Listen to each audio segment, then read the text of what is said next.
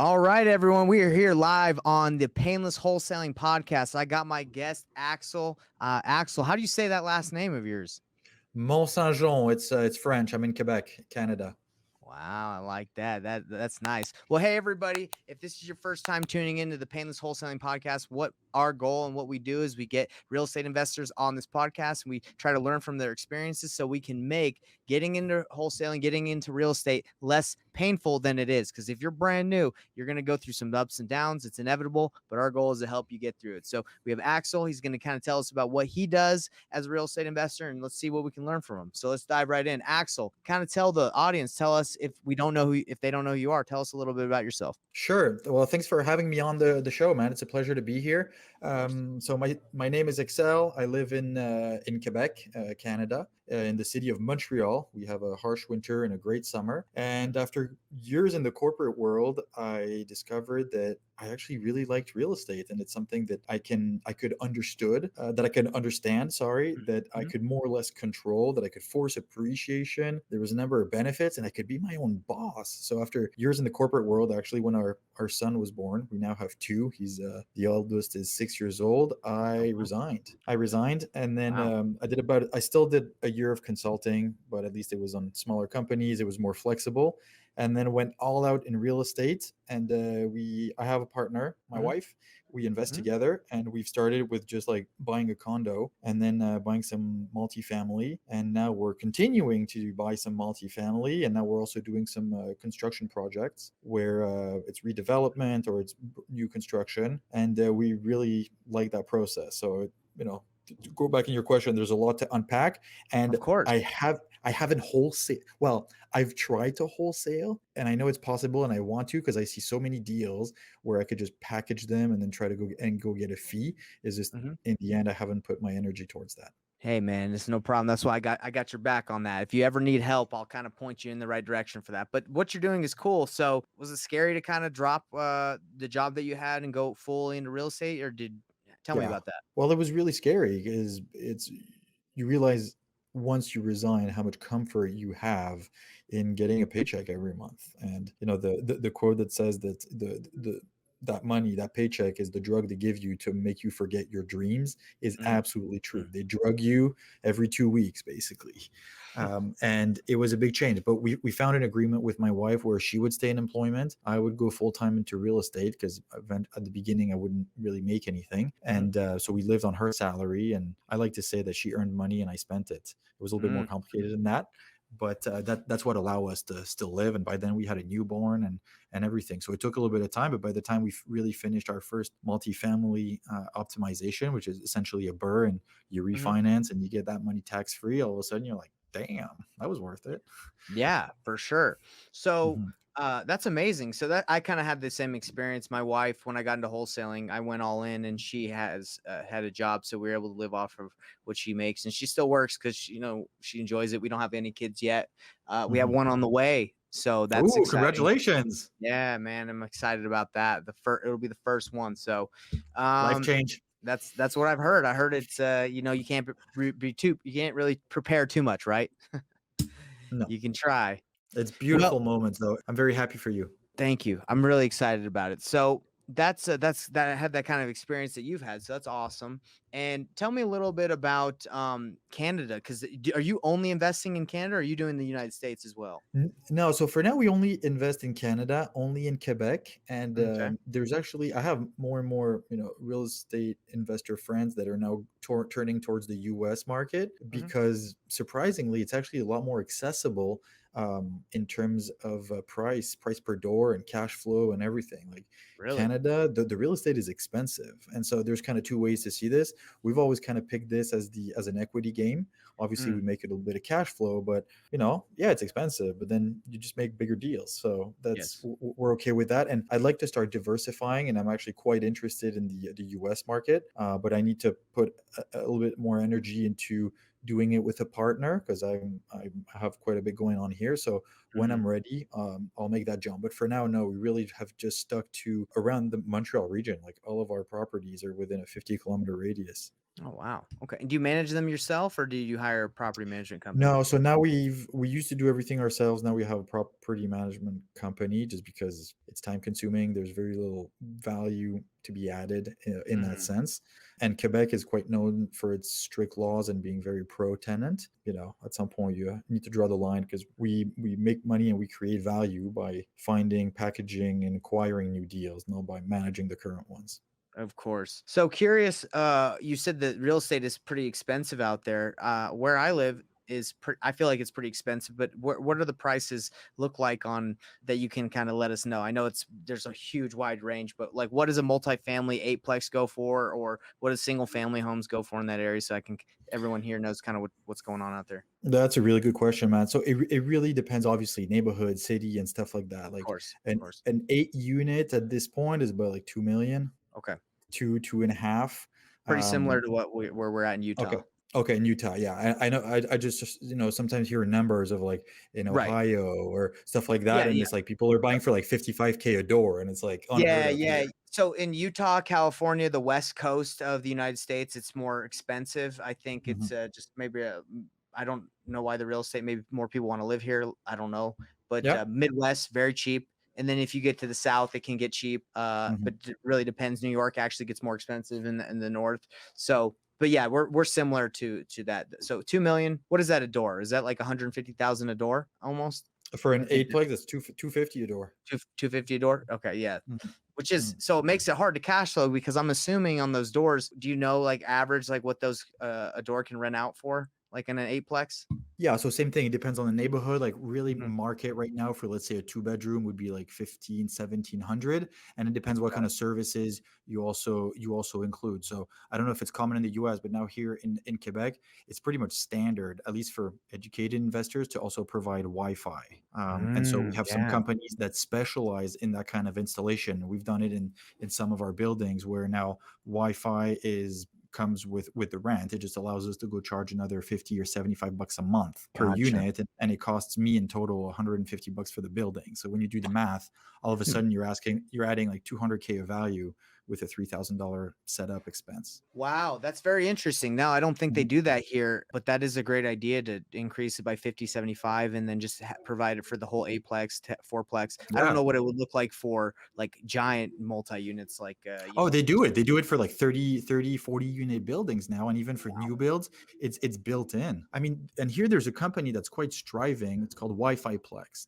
And what they do, it's two guys actually that I know that are real estate investors, and they wanted to do it in one of their properties. And they're like, how come no one is doing this? And when you do the math, like you get a provider, I guess in the US, it would be an AT&T or T-Mobile or whoever provides you yeah. the coax, the internet, Mhm. and then you put a switch, you put a router, you split that connection into 8, and then you supply it. So in Canada, so we're not allowed to resell the connection. We can Right. only provide it as a service. That's why for us it's included in the rent. Is just that Which the is rent is smart. is higher, because otherwise you have to be a licensed distributor of telecommunication services, which none of us are, because that's not what we Mhm. do. So anyway, Mhm. so yeah, but when you do the math about a multifamily, and you charge, let's say, just an extra 50 bucks a month per unit, all of a sudden, again, like you're adding 200K of value to your building. Do they get to choose if they wanna opt into that and pay the extra 50, or is it just everybody has to pay 50 because of the Wi-Fi that's included? So we, at least what we do is Mhm. that it's included, and if they don't want Okay. to use it, they don't want to use it. The Got it. only Okay. time where it's been a bit iffy is that we had acquired a building and we were installing it while we had current tenants. So for them, it was a little Mm. bit more of a choice. Out of those 5 tenants, 4 of them took it, and in the fifth unit, we just said, "Look, we're just gonna install it. You don't have it," and he's a bit of an older gentleman. He does not Right. have internet in his apartment, which I still find crazy nowadays. He's like, I Right. have internet at work. I don't need it. So it wasn't that big of a difference. Great idea. I think that's something that's people, I was not aware of that they were doing that, but I think that's a solid idea to increase, the value of your property Mhm, just by offering that. Wow. mhm. Cool. So are there any other tricks that you guys got up there, that you're doing that are increasing rents?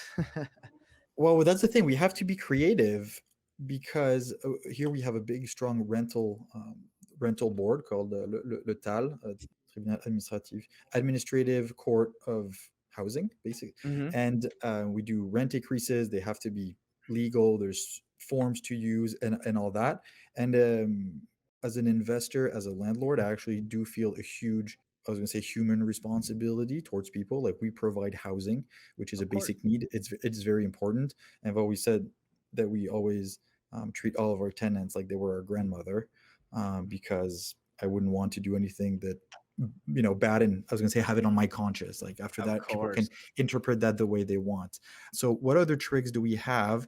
I mean, we all know, like, in multifamily, the value of the property is directly based on its net operating income. And so anything that you can do to raise operating income, so obviously minimize your expenses, and then increase your revenue. So something that's also quite common here is to add sheds.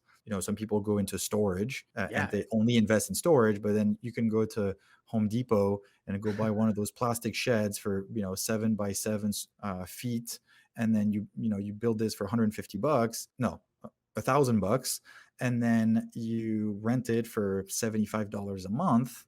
All of a sudden, same thing, you've added almost tens of thousands of dollars of value to your property. You put four of them in the back, it's like you've added a whole new unit to your apartment building. Do you have to get permitting for any of that, or is it not No, no, because it's like a It's shed or it's something like that? yeah, it's a temporary structure, and we just do it on a wood base, and sometimes not even. Sometimes, like, the kits that you can buy, they come and they're fully Yeah, independent, sustainable, and again, you can get one at Home Depot for $1,000. So of depending on the course. size you want to go, people look at, I don't know how it is in the U.S., but in Canada, you could do billboards. You have to have some air rights, so that you Mhm, have to have, if you're on a busy intersection and you have, like, a wall with no windows, you can go and put a giant billboard, and then you rent that to a media company, to create extra revenue. But that's here is more regulated. You need to have, again, air rights, and then mhm. that's something else that I've never done. Is for bigger buildings, is cell phone towers. Same thing. Like, you approach them or they approach you if you have a good location. So usually it's like you have to be in height. There has to be a view, as in it has to be open, and Mhm. so it makes sense for the telecom networks, and stuff like that.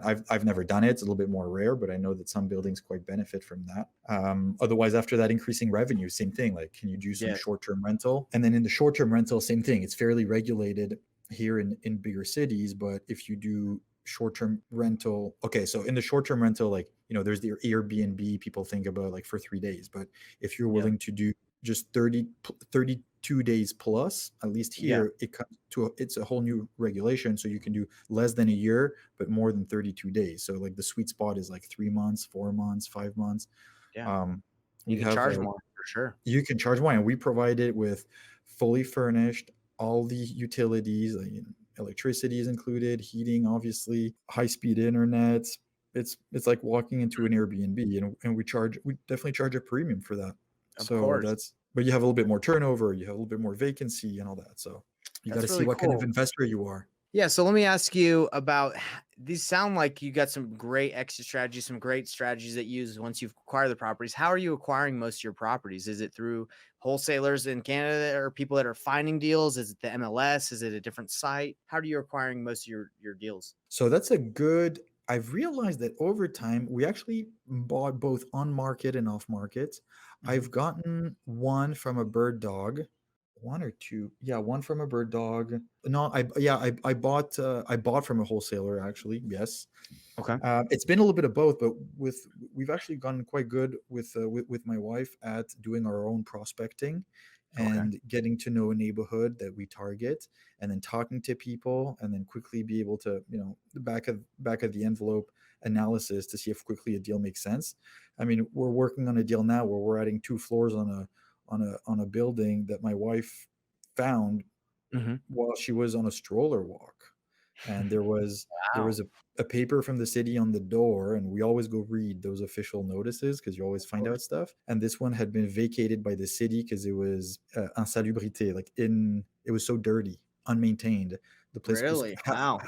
hazardous. So, like, right away we contacted the owner, older lady, and starting to have some mental issues. The property Mhm. was administered by her younger sister, who was in her 70s, and they said, right now we're not ready, but eventually we'll be ready to sell. And it took about 2 months, and then Mhm. we visited, we got it under contract, and then we closed. Was But it so was it a we've good been deal? finding our own. Yeah, it was worth about 550, and we closed it for 400. So to me, that's a Wow. good deal. Yeah. That is, yeah. So, because I know when you can find properties off market, usually you're able to avoid the fees, avoid having it on market where a ton of people start bidding. So, Mhm. I always like to hear if the deals that people get.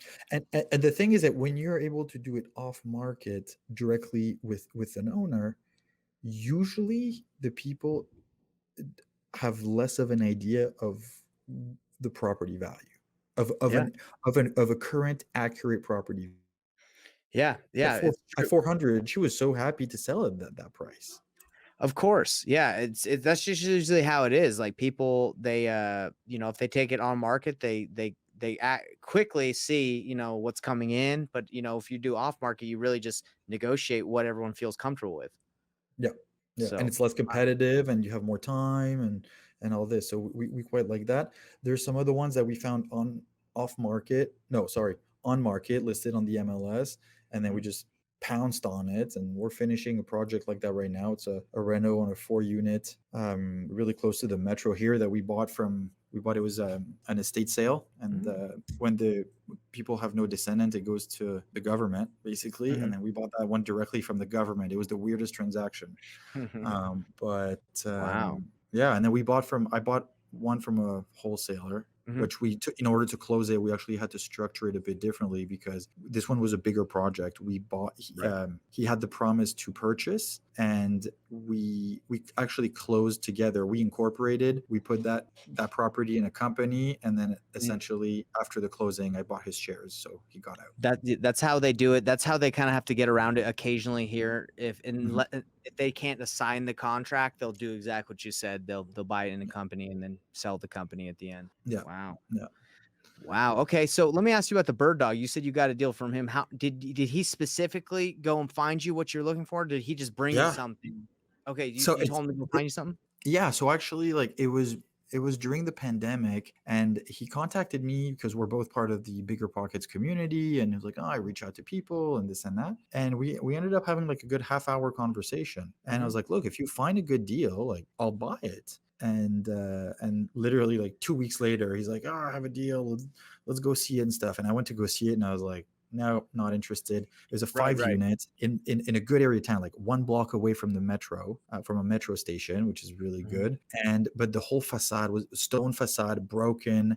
Like I just looked at it and I was like, I'm not touching this. And then I had a Yeah. conversation with another investor who's like a lot more advanced, and he looked at me. He's like, Excel, like if you think you're gonna find easy deals, you might as well just stay home. And anyways, we had like a 5 minute conversation, but he basically kind of kicked my butt. And then I was Yeah. like, that is a good deal. It's just that we had to redo the foundation, the facade, and everything. And so yeah, we did. We bought it, and this bird dog, he wanted to learn. So I told him, look, I'll buy it. I'll give you your fee, and then stay involved in the project. You can handle some of the property management. And Mhm. so we did the full cycle. So it basically took us a year, but he stuck with it from Wow. acquisition to refinancing. So he was so happy because he was younger, Oh, and it was yeah. like the amount of experience that he got, like it was good. What does a fee like that look like? I'm just curious because there's different fees that we make here in the States depending on the deal. In this case, I had negotiated to 1% Okay. of Of the acquisition, and then 1% of refi. Wow, So okay. by sticking with it, it was worth it. Yeah, and that's, you showed him a lot. He learned a ton out of that. Okay. Wow, Yeah, that's really cool. Well, let me ask you, for people that are watching this or will watch this, if they wanna get into real estate in Montreal and they're from the States, is that possible? Or do they have to live absolutely. in Okay. Okay, so two things. It depends what they want to buy. Canada, like a lot of other countries, had tremendous um, property value growth fueled by foreign buyers.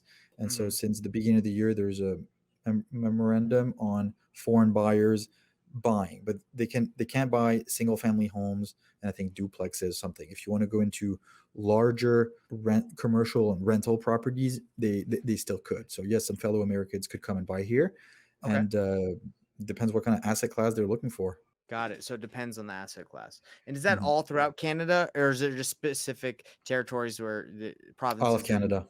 all Canada? Okay, it's like All that. Canada, because the worst was Vancouver and Toronto. Yeah. Prices went up a lot, and it's foreigners buying, and now the locals can't buy themselves a house. So Yeah. So my wife is, I don't know if I told you this, but my wife is actually from the Toronto area, Oh, Ontario. okay. And yeah, so we want to buy a place in up north. She grew up north of Toronto. I don't know if you know Okay. Peterborough, any of those areas, Yeah, but yeah. yeah, so she grew up over there, and they're like, hey, you can't buy here. So we're trying to have to figure out a single family, because that's what we want. We want to buy Okay, like a single house family. that we can do. But again, You you're can telling for me. 2 years. Yeah. So I totally get it, and obviously, if we become residents, right? I don't think she's currently a resident because she's lived here for a long time, but she has citizenship. Obviously, she's born there, but I don't know But how if she has exactly. Canadian citizenship, it's not a problem. She doesn't need to be I resident. I thought when I talked to someone about it, I thought it had to do something with residency, but if not, then Actually, I'll have to revisit it. yeah, actually, you might be right. Now, just as I said it, I realized you might be, yes, having citizenship is definitely a requirement, Of but course. being a resident is as well. You're right. Yeah, so they're really locking it in, which I totally get. A lot of people that live there, if they can't afford a place, which it is extremely expensive there. I really don't know how a lot of people afford places in Toronto. I know outside of Toronto it gets a little less expensive, but in Toronto it's It's so ridiculous. expensive. And Vancouver is even worse. Oh, man, yeah, Vancouver is. I love Vancouver though. I'm assuming you've been there. It's Oh yeah, it's beautiful beautiful, city. It's just it's amazing. impossible to unless you come with like, suitcases full of cash, which I don't recommend. Agreed, agreed. Well, Mm. it's not Axel, it's Excel. Is that right? Yeah, yeah, Excel. So yeah. I'm curious, what I've had a good time chatting with you. Can you tell me, give any pointers, give anything you'd like to say left for the audience before we head out? Anything you'd like to Sure. leave them with? Sure. Like for people who are listening to this and are interested in getting started, whether it's to wholesale, to do some buy and hold, some burr, and all this stuff, like one of the most important things that you need to start with is investing in yourself. Learn and educate. And there's so many ways. There's books, there's podcasts, there's masterminds, there's coaching programs and stuff like that. Do your research, be selective, pick one, and then go the whole way. Because I've met so many people that say, "Oh, I want to invest in real estate and I want to do this." I'm like, "Okay, go perfect. Go take a $5,000 or $10,000 course." And they're like, well, I'm not going to do that. It's like, but you want to go buy a $500,000 property? What the hell's wrong Right. with you? That's crazy. And so just learn. First thing you do is educate yourself, invest in you, and then you can learn on how to do it, and you'll be even more successful at it. Man, I really like that, because you're right. I never thought of it that way. It's like, hey, you want to buy $1 million or $500,000 house, but you won't invest 5,000 or $1,000 into your education. That's a little It crazy. makes no sense. It doesn't make sense. You No. think you're just gonna figure it out. Just you probably wouldn't want to just buy something and just try and figure it out, because you're on the hook. That's an asset that if you don't know how to pay, don't know how to Mhm. improve, the value, you could be in trouble for sure. Yeah. So No. how can people find you if they've they watch this and they say, hey, I want to reach out to him, to Axel? Sure. How do we reach They out to you? can reach out. They can find me on LinkedIn, my first name last name on Instagram, and I'll provide it to you. So for the show notes, and also I host a podcast on real estate investing in Quebec called The Very Real Estate Effect, and I invite Hmm. anyone interested in this market to come and listen to it. It's always fun. And if you have any questions, comments, or anything, like feel free to reach out. I try to respond to absolutely everything I get. I love it. And I do have one last question that I would like to know. So I have a podcast. You started a podcast. What was your main goal with starting your podcast as an investor? It was meeting people and sharing knowledge with people who are starting, because listening to podcasts when I was starting had a huge impact on my knowledge and my confidence. And at the time there was no podcast specialized about the Quebec real estate market, and so I No. wanted to start one. And my main goal is obviously to interview successful real estate investor and real estate professionals who are expert at their niche, to give listeners the confidence that they can do it too. I like that. And I know I've been on your podcast, and I know from Yeah. what you sent out, it's true. Like that everybody can do this. You just need to, educate yourself and take action. Education and Yeah. action. That's what it Mhm. takes. All Mhm. right. Well, I had a great time chatting with you. Me too, We'll man. definitely be in touch. All right, brother. Yeah. Thanks a lot, All right. Nathan. Pleasure. Yeah. You have a good one. Talk to you later. You too.